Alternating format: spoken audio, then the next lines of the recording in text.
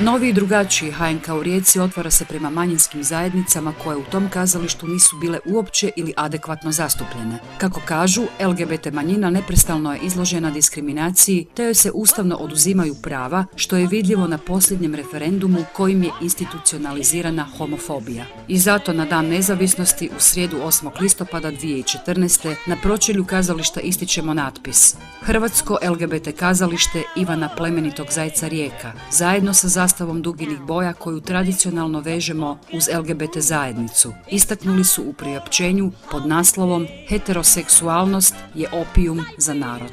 Dodaju kako je ta simbolička gesta preimenovanja tek početak nastojanja da riječki HNK atribut narodno iz svog naziva potvrdi kao mjesto okupljanja svih građana, bez obzira na društveni status, nacionalnu pripadnost, obrazovanje, dob, vjeru, rodne i seksualne identitete, kao People's Theater, kazalište narodu.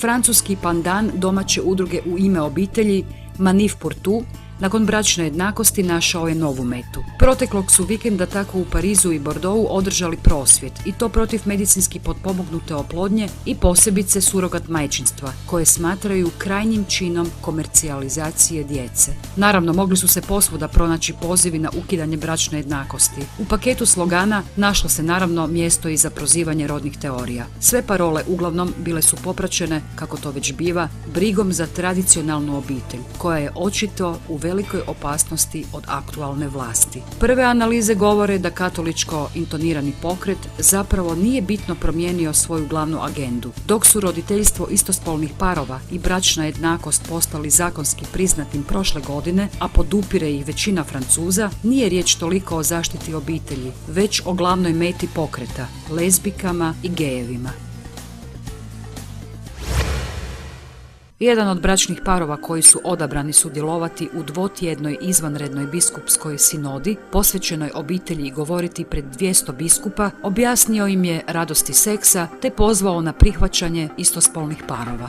Ron i Mavis Pirola u Vatikan su doputovali iz Sidnija, a imali su čast biti prvi od 6 parova koji se imaju priliku izravno obratiti biskupima. Vatikan ih je kao i druge uzorne katolike odabrao kako bi biskupi stekli osjećaj kroz što prolaze stvarne suvremene katoličke obitelji i saslušati njihove prijedloge o tome kako im crkva može pomoći. Par je u braku 55 godina, a biskupima su kazali kako ih je zbližila seksualna privlačnost te da je upravo seks tajna dugovječnosti njihova braka. Osim toga, u svom su se izlaganju dotaknuli i homoseksualnosti.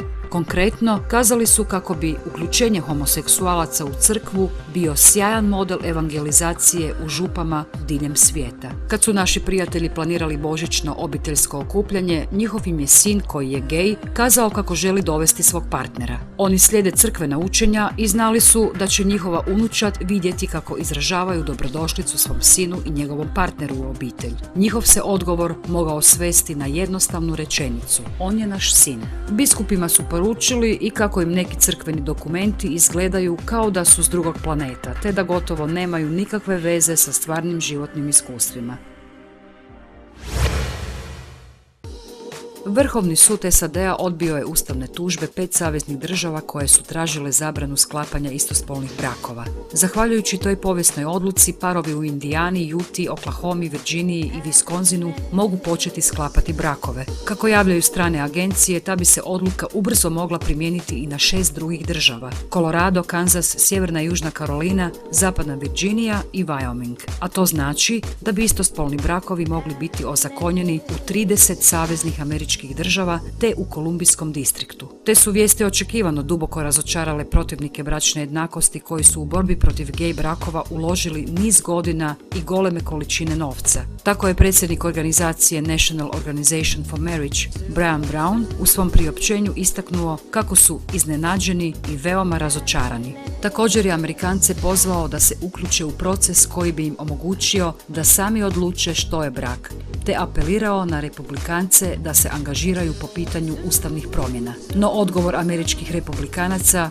bio je iznimno blag, a broj onih koji je u Kongresu reagirao na odluku Vrhovnog suda može se izbrojiti na prste jedne ruke. Prema anketi koju su proveli CBS i New York Times, 41% simpatizera republikanske stranke podržava bračnu jednakost, a 4 senatora iz redova konzervativne stranke otvoreno se zalažu za bračnu jednakost.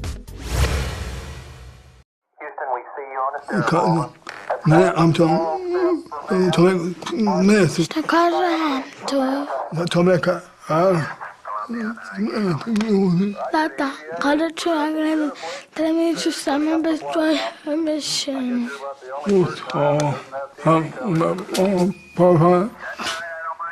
Udruge gluhih i nagluhih, slijepih i slabovidnih osoba iz Istarske, Osječko-baranjske i Međimurske županije, te iz Zagreba uz podršku Nacionalne zaklade za razvoj civilnog društva pokrenule su projekt Kad slijepi i gluhi rade zajedno, onda svi razumiju. Njime zagovaraju pravo na prilagodbu televizijskog programa za gluhe, nagluhe, slijepe i slabovidne osobe u Republici Hrvatskoj. Zajedničkom inicijativom udruge poručuju da ovim projektom žele ukazati na to kako bi televizijski program trebao biti prilagođen za ove skupine osoba s invaliditetom, te da trenutačno stanje prilagođenosti televizijskog programa nije zadovoljavajuće. Želja im je kroz javnost utjecati na poštivanje zakonske regulative u ovom području, te pokrenuti javnu raspravu za zakonsko utvrđivanje faza prilagodbe televizijskih i filmskih sadržaja za navedene skupine u Hrvatskoj. U svrhu kampanje snimljen je promidžbeni spot koji potpisuje snimatelj i redatelj Damir Čučić. I sad je tigar iskočio iz žbunja i pojurio za krdom. Stvarno, bojim se za jedno krdo. Ma ne, nije ulovio ni jednu. Hvala ti, bako, što gledaš za mene. Samo me zbojiš. U ono vrijeme kada smo ja i tata gledali na televiziji prvi čovjek stigao na mjesec, do sada program televizije ništa promjena bolje prema gluhim osobama. Moja baka je davno preminula, ali unatoč tehnološkom napretku, televizijski program nije prilagođen slijepim osobama. Ja sam suvremena žena. I ja sam suvremen muškarac. Mi želimo modernu televiziju.